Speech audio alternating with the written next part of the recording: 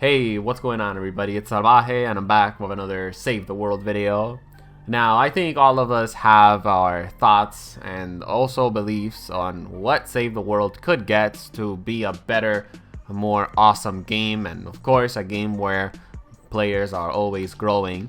So that's why in this video I'm going to be talking about some of the things that I would implement to Fortnite Save the World if I was in charge of leading the creative vision, I guess you could say. By creative vision I mean like some of the things that I would like added into the game, because let's be honest, if I was in charge of Fortnite Save the World, I'd probably do a terrible job because running a game is not as easy as it looks, boys. So let's get right to it.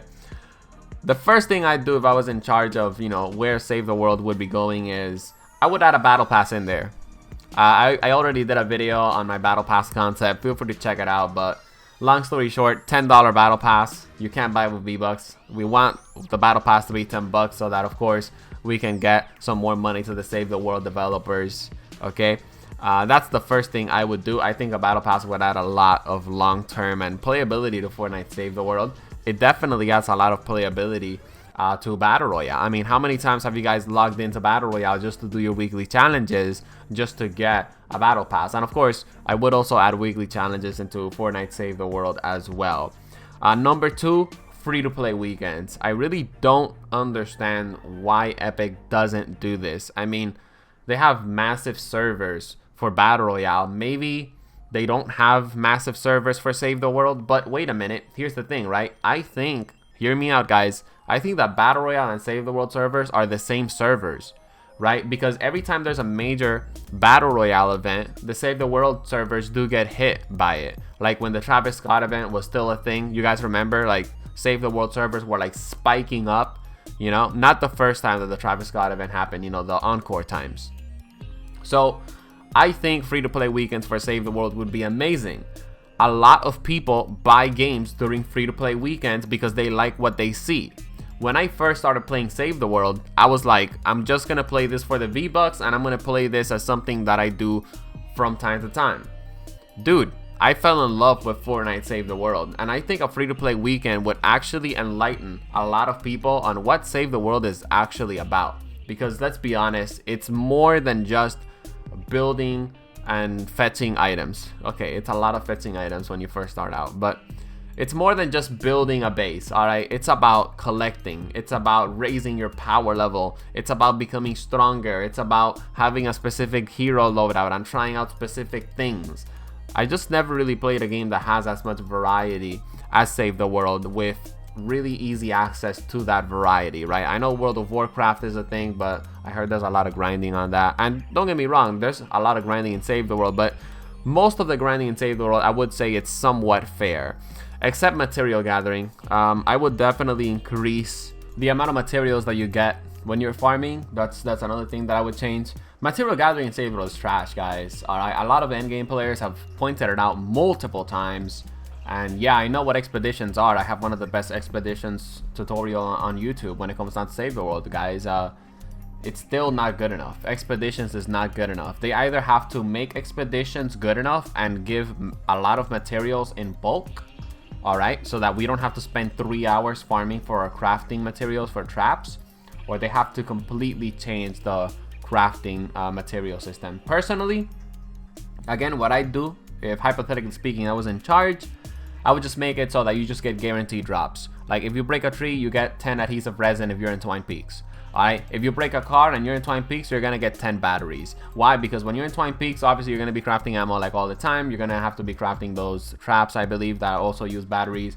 If you break a tree in Twine Peaks, you're gonna get 15 planks. Alright, have you seen how massive those trees are in Save the World, guys? Why do we get 2 planks from one of those massive forest trees? It makes no sense. So that's what I would do when it comes down to material gathering. Another thing that I would do is a Save the World Twitter page and a Save the World Instagram. Simply speaking, Save the World players just don't have a way to communicate and have conversations without getting bullied in the Save the World, in the actual Twitter page, I mean, of Fortnite. So I don't understand why Fortnite Save the World Twitter page is still not a thing. Competitive has one, Fortnite Status has one, and Fortnite Creative has one. I'm pretty sure maybe Save the World has almost the same amount of players that Creative has. I don't know, maybe Creative has more players since, you know, Creative is free. Talking about free, again, I think free-to-play weekends would be amazing for Fortnite Save the World. I don't know what they do it. Next thing I would add to Fortnite Save the World is more servers, as in, like, you know, less lag and less, like, ping spikes. The other day I was playing and my ping was going from 40 to, like, 600. And it just wasn't me. It was also my teammates, too. I don't know what's up with that. Like I said earlier, though, I think that servers from Battle Royale and Save the World are the same. So I guess, you know, that discussion is out the window.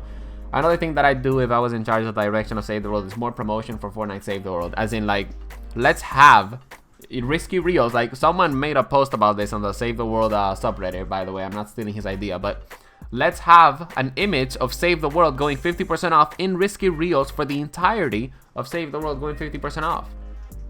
You know, the cynical side of me says that Fortnite doesn't promote Fortnite Save the World as much because they don't want people getting free V-Bucks. Because I've made, guys, I'm pretty sure I've made over $400 worth of V-Bucks by playing Fortnite Save the World.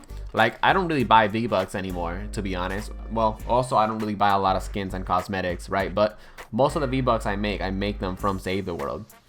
Anyways, another thing that I would change is I would change a couple of weapons and hero abilities in Fortnite Save the World. Like, for example, spears are completely useless. I know there are some spears that are good, but most spears in Save the World are trash.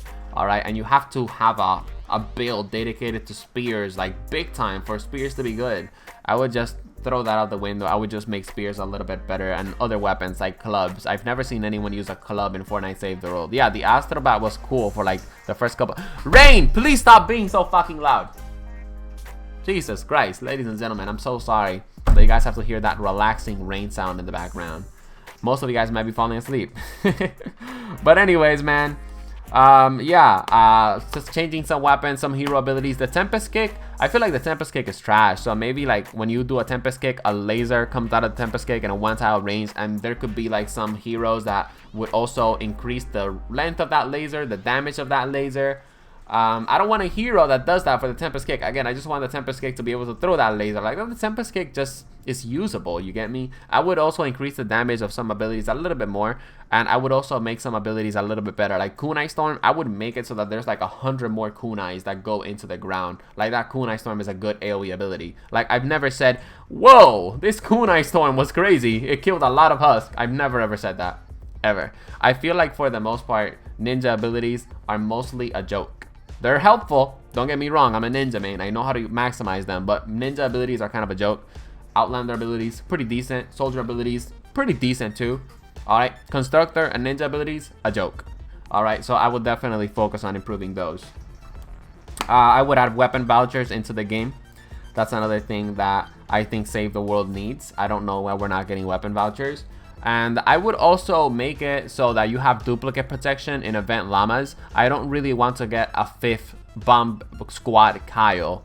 Okay, I just want to get a pepper sprayer SMG. Yeah, I'm salty that I didn't get the pepper sprayer SMG, guys. I really wanted that thing, and I wasn't able to get it.